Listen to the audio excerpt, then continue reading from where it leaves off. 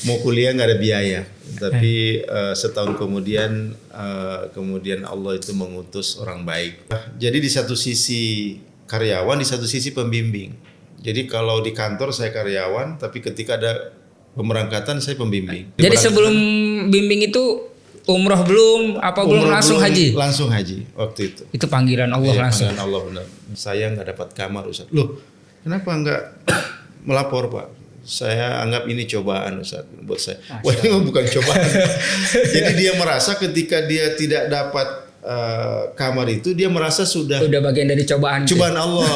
Ini sudah merupakan balasan dari perbuatan saya. Padahal itu bukan, Pak.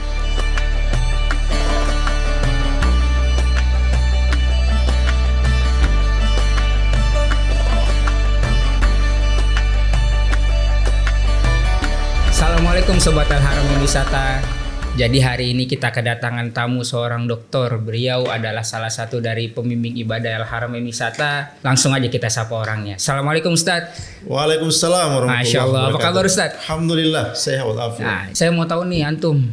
Ya. Kenapa antum bisa jadi tour leader dan kenapa antum bisa jadi dosen?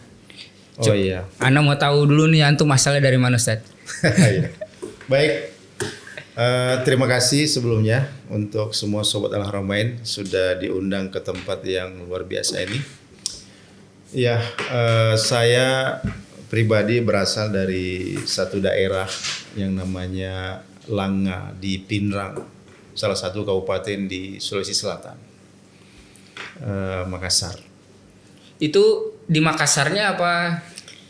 Dari Makassar itu masih harus nyambung lagi sekitar 200-an kilometer. Jauh ya, Zat? Jauh sekali. Jauh. Makassar. Terus antum sekolah di situ juga? SD di sana, kemudian masih di kabupaten itu juga, tapi jauh dari rumah itu Sanawiyah dulu di pesantren. Sanawiyah Alia dulu mondok. Mondoknya di Pondok Pesantren Manahil Ulum Adaria, DDI Kabalangan namanya.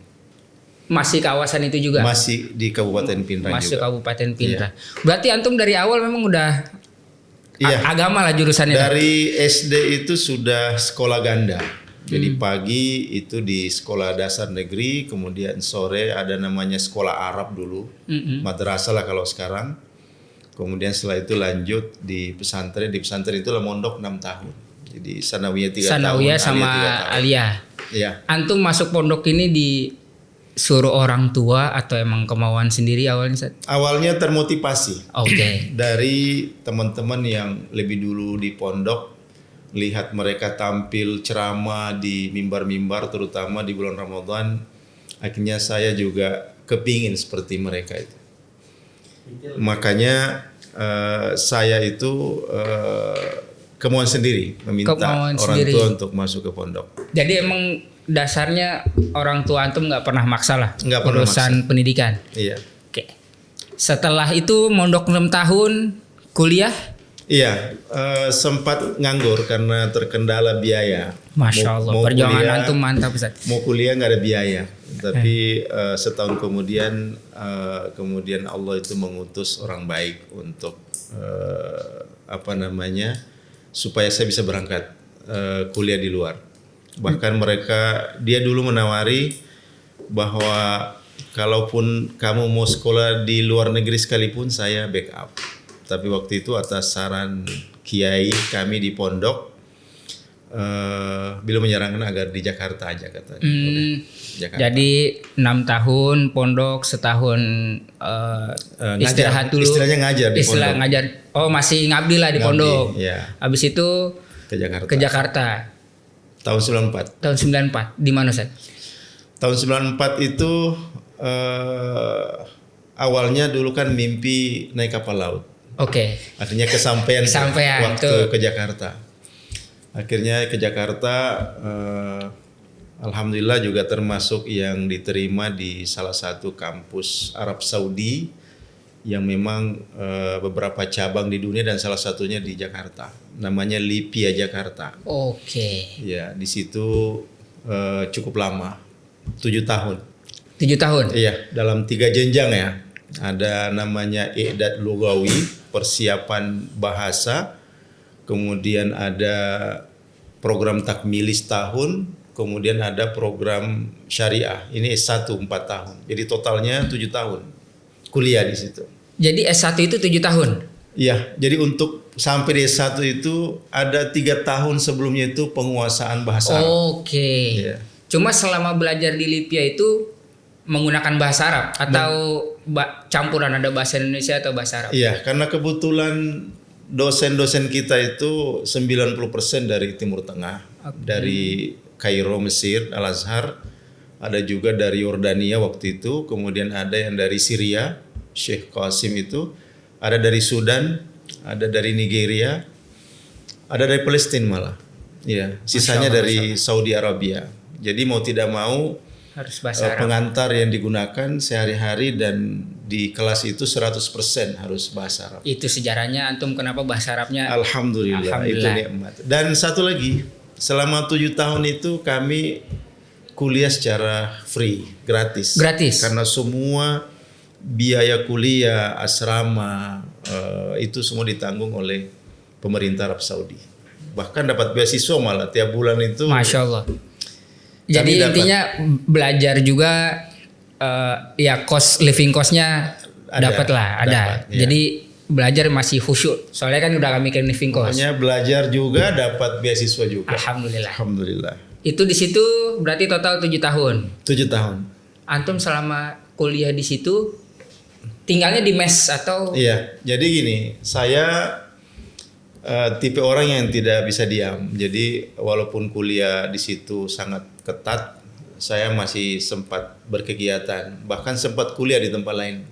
Iya. Mantap. Karena waktu itu takut ijazahnya belum disamakan, akhirnya saya takutnya nanti mau lanjut tidak ada ijazah. Nah, akhirnya saya lanjut di kampus lain.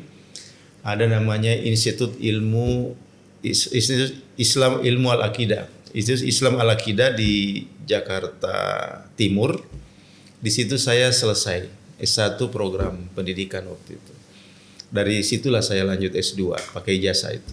Oh, berarti di jenjang 7 tahun itu antum S1 di tempat lain juga, di Lipia juga selesai? Iya, bahkan lebih duluan selesai S1 di tempat lain daripada karena yang Lipia harus 7 tahun. Iya, ada 7 tahun. S2-nya? S2-nya alhamdulillah di saat yang sama tidak nunggu jeda, begitu selesai saya langsung lanjut S2 tahun berapa itu 2021. Nah, disitulah cobaannya waktu S2 itu. Karena tahun 2001. Iya, 2001 dan selesai kira-kira 2005. Nah, di situ vakum beberapa tahun. Nanti sekitar 2014 lagi baru lanjut S3. Jadi waktu periode selesai S2 2005 itu kegiatan antum apa itu? Membangun karir hidup dulu itu. Iya. Masih sosok muda. Iya, masih muda. Masih. Oke, sebelum itu 2005 antum nikah tahun? Saya menikah tahun 2001. Oh, berarti setelah selesai S1 langsung menikah. Langsung kuliah lagi. Iya. Selesai 2005 S2-nya. Lanjut lagi S3 itu 2014. Cukup lama. Saya bicara dulu nih 2005. Iya. S2 selesai. Iya. Antum kegiatannya ngapain kerjanya? Jadi sempat tertunda S2 itu karena terlalu sibuk beraktivitas. Ya, aktivitas di bidang haji ini. Jadi awalnya itu karena sudah selesai kuliah belum cukup 2 tahun, kuliah S2 saya kelar, tinggal nulis. Tinggal tesis dan ternyata ketika saya niat sampingan bekerja itu di travel umroh haji malah kayak kejebak di situ. Malah fokus di situ melupakan tulisan tadi. Kejebak atau antum yang seneng di situ nih? Iya, dia nggak seperti itu. Akhirnya agak telat selesai, tapi alhamdulillah selesai. Alhamdulillah selesai. Disitulah membangun. Itu awal mulanya antum kenal dunia travel haji umroh. 2004. Ya, jadi kalau sampai ini sudah 20 tahun 20 saya aktif di bimbingan. Dulu waktu itu antum di mana nih kejebaknya nih? Karena kenapa saya bilang kejebak? Karena lebih fokus ngurus urusan umroh haji daripada ngurus tesis pendidikannya ya untung saja bisa selesai gitu. Bisa selesai. Itu 2000 berapa tadi 2001 sampai 2004. Iya. Nah, antum kan ini ya, rektor Ustaz. Asal mulanya rektor tuh Jadi gini, karena saya waktu itu sudah 10 tahun di travel, muncul pemikiran waktu itu bahwa saya nggak mungkin selamanya aktif di dunia ini. Ada saja nanti saya harus mengurangi dan harus banyak di kampus. Nah, tuntutan profesi dosen itu kan kalau bisa S3 lah. Akhirnya saya lanjut S3 dan alhamdulillah itu selesai 2020. 2020 pas Covid itu. pas Covid selesai. Iya, itu pun kalau nggak Covid saya nggak tahu juga itu. Tapi alhamdulillah semuanya diselesaikan. Nah, begitu selesai inilah saya selain aktif bekerja dulu di travel umroh haji, saya tidak pernah melupakan meninggalkan dunia pendidikan. Masya Allah. Saya tetap selalu mengajar di kampus, banyak mengisi kajian. Jadi saya mengisi kajian itu di BPKP Pusat, Badan Pengawasan dan Pengelolaan Keuangan itu pusat dari tahun 2009 sampai sekarang. Sampai Sekarang rutin. 15 tahun. Sudah 15 tahun. 15 tahun. Kemudian pernah juga dulu mengisi di KPK Pusat selama kurang lebih 3 tahun. Yang di Kuningan. Di Kuningan. Itu sekitar tahun 2008 sampai 2011 ya. 2011. 3 tahun situ. Kemudian hingga saat ini masih banyak mengisi di perkantoran, di BRI Pusat, kemudian di ASDP Pusat, kemudian di komplek-komplek banyak. Selain di kampus ya. Antum kan dosen iya, rektor iya, pembimbing ibadah iya. Iya. Waktu kecil antum ininya apa sih, cita-cita antum apa Ustaz? Cita-citanya waktu itu hanya ingin jadi ahli agama aja. Wah, Waktu kecil. itu intinya tuh ya. Iya, makanya saya dari kecil itu sudah belajar agama sebenarnya, dari SD malah. Jadi tadi saya bilang pagi sekolah dasar negeri, sore sekolah Arab itu. Gitu. Intinya ahli agama. Jadi bisa masuk ke pendidikan, bisa masuk ke ibadah, bisa masuk haji, umroh, mantap. Iya. Antum sudah menjadi pembimbing ibadah sekitar berapa tahun tadi masuk dunia travel? 2004 berapa? 2001 Ustaz? Iya. 2001 sekarang 2004. 2004 sampai sekarang 20 tahun. Suka dukanya apa? Iya. Suka dukanya banyak. Jadi sebenarnya dulu karyawan iya, awal-awal. Oke. Saya ini buta di dunia traveling. Dan keinginan tahuan saya itu untuk hal-hal yang baru itu tinggi. Jadi sampai akhirnya itu dari nol, akhirnya semua teknis pengurusan dokumen baik umroh haji itu semua sudah saya tahu selama beberapa tahun itu. Nah, ternyata ada batasnya, ada waktunya harus mengurangi. Nah, jadi di satu sisi karyawan, di satu sisi pembimbing. Jadi kalau di kantor saya karyawan, tapi ketika ada pemberangkatan saya pembimbing. Sampai sekarang. Sampai sekarang. Iya. Dan yang uniknya itu saya memulai bimbingan itu haji. Langsung haji malah? Langsung haji. Belum pernah belum pernah sama sekali. Jadi sebelum bimbing itu umroh belum, belum langsung belum, haji? Langsung haji waktu itu. Itu panggilan Allah langsung. Panggilan Allah benar. Dan alhamdulillah hanya ingin membicarakan nikmat Allah saja bahwa sampai hari ini Allah sudah mengundang haji itu sudah 8 kali ya. Masya Allah. Mungkin nggak seberapa dibanding pembimbing yang lain, tapi kalau umroh ini yang paling sering nih. Alhamdulillah. Gitu. Antum langsung haji, alhamdulillah, dari situ belajar, sekarang umroh. Saya mau tanya pengalaman antum yang paling seru ngapain Tad? Selama antum jadi pembimbing. Pengalaman paling seru itu ketika jemaah itu susah diatur. Ya, walaupun dari travel itu sudah ada SOP, sudah ada itinerary, sudah ada pengumuman, tapi tetap aja ada jemaah yang suka tidak tahu kegiatan itu. Ini tantangannya. Atau mungkin jamaah itu mau, ya dia pengen ada agenda sendiri yang dikerjakan. Nah itu biasa antum kalau ada yang begitu antum ngapain Tad? Pertama, pembimbing itu harus sabar. Sabar dan menghindari sikap kesal, tidak boleh marah di depan jemaah. Karena ketika kita memilih profesi ini, yang harus ditanamkan itu bahwa saya ini dipilih oleh Allah untuk menemani dan membimbing tamu-tamunya. Gitu. Iya kan? Jadi artinya ini kepercayaan dari Allah. Jadi kalau ini kepercayaan dari Allah berarti kita harus benar-benar sabar. Ya, karena tidak mungkin sebuah kepercayaan itu bisa dijaga tanpa kesabaran. Betul. Nah, anggap saja. Apalagi ini perjalanan ibadah juga. Betul. Dan kalau seandainya kita menemani 40 jemaah, berarti kita akan menghadapi 40 karakter jemaah yang bermacam-macam. Nah, tugas terberatnya itu adalah mengkondisikan 40 karakter itu ketika kita bersikap. Jadi antara satu jemaah dengan jemaah yang lain itu tidak boleh kita memiliki satu sikap saja. Ya. Masing-masing orang, Iya. ini dihadapinnya Jadi begini. kalau istilah ulama kita itu likulli maqamin maqal, bahwa setiap momen itu ada narasinya sendiri. Jadi tidak mungkin kalau saya menghadapi seorang yang senior lebih tua dari saya, bahasa saya sama dengan orang yang lebih muda dari saya gitu. Begitu juga tingkat intelektualnya. Kalau saya menghadapi jemaah yang cukup terdidik, berpendidikan, ya saya harus menggunakan bahasa mereka. Tapi ketika kita menghadapi jemaah yang tidak pernah sekolah, gitu kan, membuka kamar aja nggak bisa. Nah, kita juga harus memilih bahasa yang tepat buat mereka. Agar dimengerti. Iya, nah, dimengerti. Di sini yang tantangannya berat.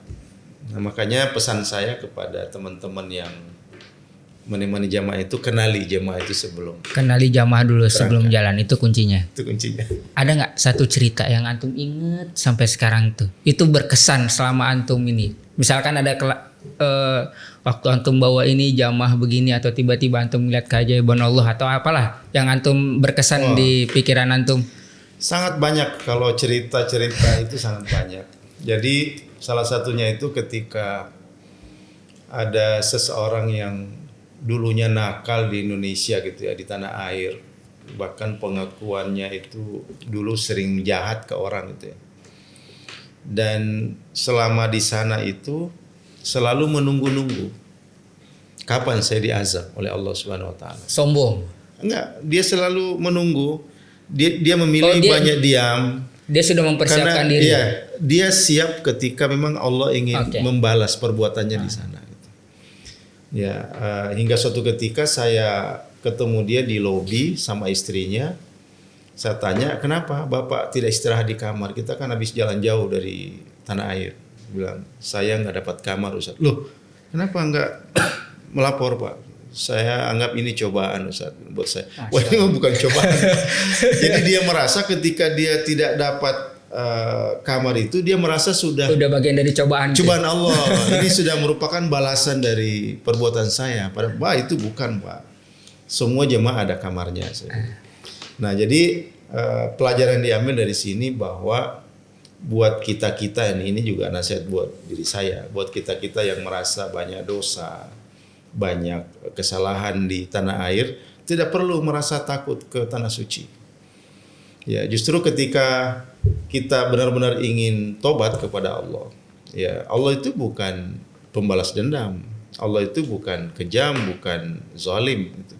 Justru ketika datang ke sana bersimpu, menyadari semua kesalahan, dari situlah Allah membuka rahmatnya buat kita. Dan Bapak ini tadi, saya tidak perlu menceritakan kejahatan apa yang dia sudah lakukan, tapi yang jelas cukup fatal menurut saya gitu. Tapi selama di sana sampai pulang, Bapak ini nggak pernah ada apa-apa. Nggak pernah ada apa-apa. Alhamdulillah nggak pernah ada apa-apa. Bahkan dia bawa satu pengawal itu nggak ada apa-apa selama di sana. Ya, justru ada jemaah yang kadang-kadang merasa baik-baik saja selama di sini tidak ada apa-apa, tapi di sana dapat banyak cobaan. Ya, jadi artinya bahwa kita ke sana itu sebagai tamu Allah yang harus menempatkan posisi kita sebagai tamu di hadapan Allah. Ibaratnya kita bertamu ke rumah orang, kita harus jaga aturan rumah orang, adab berkunjung, jaga adab sebagai tamu, sama juga di sana. Kalau kita ke sana tidak beradab di mata Allah, ya jangan salahkan Allah kalau sekali-sekali kita tegur. Makanya ada jemaah yang merasa sudah keliling dunia, sudah kemana-mana, lalu meremehkan kota Mekah. Ternyata nyasar di kota Mekah. Padahal itu kota kecil. Padahal dia mengaku sudah keliling Eropa, keliling Amerika. Jangan kan begitu, orang yang sudah bolak-balik Mekah aja masih suka Nah, nyasar. jadi itulah perlunya mendengarkan nasihat dari para ulama kita itu, bahwa sebelum berangkat ke tanah suci, apakah itu berumroh atau berhaji, usahakan sholat tobat dulu. Ya, jadi seolah-olah kita ini tidak mengundang amarah Allah karena kita sudah mengakui kesalahan kita sebelum berangkat. Ya, jadi artinya kita ini di mata Allah, ini hambaku sudah menyadari, sudah mengakui kesalahannya, maka sebaiknya dia bulatkan niatnya dan datang ke sini secara baik-baik. Gitu. Nah, tadi cerita-cerita antum, nah yang saya mau tanya, Ya. selama antum jadi tour leader, apa pelajaran yang antum bisa ambil untuk diri sendiri yang bisa diceritakan Baik. ke kita semua? Saya pribadi alhamdulillah berterima kasih kepada El Haramain Wisata ya. Lewat El Haramain Wisata saya bisa ke Mesir, saya bisa ke Turki, saya bisa ke Aqsa kemarin antum ya? Aqsa Masya yang baru-baru Allah. ini, ke Yordania gitu ya. Jadi banyak tempat-tempat yang dulu saya impi-impikan itu saya ke sana, terlepas dari berangkat bertugas. Tapi untuk pribadi saya sendiri banyak pelajaran yang bisa saya ambil. Apalagi profesi saya sebagai, ya kalau bisa dikatakan di satu sisi pendakwa lah gitu. Saya bisa menceritakan pengalaman-pengalaman hidup yang digambarkan di dalam Al-Quran dan Sunnah dengan menyaksikan langsung tempat kejadian itu. Ya, seperti misalnya bisa melihat secara langsung jasad Fir'aun gitu ya di Mesir. Kemudian banyak lagi. Nah, itu menurut saya sangat berharga. Karena selama ini pengetahuan agama yang hanya sifatnya teoritis ternyata bisa kita saksikan. Lihat aslinya gitu ya. Iya, secara langsung. Dan itu tentu luar biasa. Yang kedua, sering berangkat berarti sering menemani banyak orang. Jadi artinya kita banyak berinteraksi dengan banyak orang dengan status sosial yang berbeda-beda. Kemudian dengan segmen sosial yang mungkin levelnya tidak sama, sehingga itu mengajarkan kita falsafah hidup yang tinggi. Bahwa ternyata karakter manusia itu bermacam-macam. Bahwa ternyata taraf pendidikan itu kadang-kadang menentukan pola pikir seseorang. Nah, buat saya pribadi tantangannya adalah menghadapi semua macam-macam karakter ini. Dan alhamdulillah sampai hari ini Allah masih menolong dan masih bisa terselesaikan. Masih bisa menemani, dan alhamdulillah Itu salah satu ini Tat, mungkin pengalaman. Iya. Kan segala sesuatu itu kalau salah-salah sedikit nggak jadi masalah. Cuma kan pengalaman itu yang kita ambil jadi pelajaran. Jadi antum bisa sampai sekarang masih mantep lah, masih oke lah. Iya. Mudah-mudahan kita yang menonton termasuk saya bisa mengambil ilmu dari antum. Satu lagi Tat, penutup. Iya. Antum kan tadi bilang tuh, antum udah ke Mesir, ke Yordan, Turki. Di antara ketiga itu atau tempat-tempat lain lah yang antum pernah ini. Iya. Ke negara mana nih yang agak sulit? Yang agak sulit kalau lagi bawa jamaah. Iya, yang jelas yang paling sulit dan menegangkan itu ya ke Palestina. Ya, karena kita mendatangi negara muslim yang dikontrol oleh non-muslim. Ya, sehingga punya tantangan tersendiri dan punya tekanan tersendiri. Kalau kita ke Mesir, ke Turki, perasaan takut dan khawatir itu hampir tidak ada. Karena kita tahu yang kita datangi adalah saudara-saudara kita. Tapi kalau di sana beda. Kalau dari sisi tempat atau selain kedua kota suci, selain Makkah Madinah. Kalau kita bicara kotanya, lebih mana? Kairo, Turki, Istanbul, Kapadokia. Iya. Aman. Iya, saya kira konsep El Haramain Wisata dengan mengadakan program-program Umroh Plus ini sangat tepat. Karena setiap negara itu punya ciri khas dan Masing-masing. ya tersendiri gitu loh.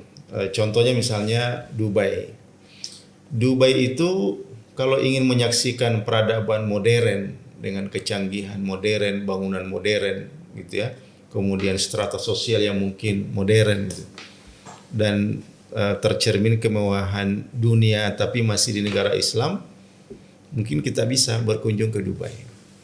Tapi kalau ingin melihat Islam itu dari secara historis gitu ya, bagaimana dulu kejayaan Islam di masa kekhalifahan gitu ya, yang peninggalannya masih bisa disaksikan sampai hari ini, dan bagaimana kehebatan dulu tentara-tentara Muslim, ya mungkin bisa berkunjung ke Turki gitu ya. Karena di sanalah peradaban Kristen itu dibangun, kemudian Islam Diambil datang dan sampai hari ini masih eksis. Jadi intinya kita nggak bisa bandingin satu-satu. Kalau Masing-masing di Mesir lebih kaya lagi, karena di sana ada beberapa peradaban. Ada peradaban Mesir kuno, ada peradaban Kristen, ada peradaban Islam gitu ya. Nah, jadi intinya sih kalau saya ke sana itu bukan hanya sekedar jalan, ya, tapi kita ingin membuktikan apa yang tertulis dalam literatur agama kita, ya, baik di dalam Al-Quran maupun Sunnah maupun buku-buku sejarah yang ditulis ulama kita. Jadi sebagai seorang Muslim kita dituntut untuk mengetahui itu semua. Dan di dalam Al-Quran banyak ayat-ayat Al-Quran yang motivasinya kita berjalan, fasiru fil ardi kan. Berjalan kalian di atas muka bumi, perhatikan apa yang pernah terjadi, kan begitu. iya. Jadi bukan sekedar healing kalau saya, tapi lebih kepada belajar sejarahnya dan mengambil ibrahnya agar kita tidak seperti umat-umat yang diazab oleh Allah dahulu kala itu. Ya. Masya Allah. Terima kasih Ustadz atas waktunya dan ilmu-ilmu yang telah diberikan kepada kita semua dan juga Sobat Al-Haramain semua. Mudah-mudahan kita ketemu lagi di lain waktu Ustadz. Insyaallah. Cukup sekian podcast kita kali ini bersama dengan Ustadz Dr. Abdul Qadir Abu LCMA. Dan nantikan Sobat Al-Haramain podcast-podcast selanjutnya bersama dengan pembimbing-pembimbing ibadah yang lainnya. Assalamualaikum warahmatullahi wabarakatuh.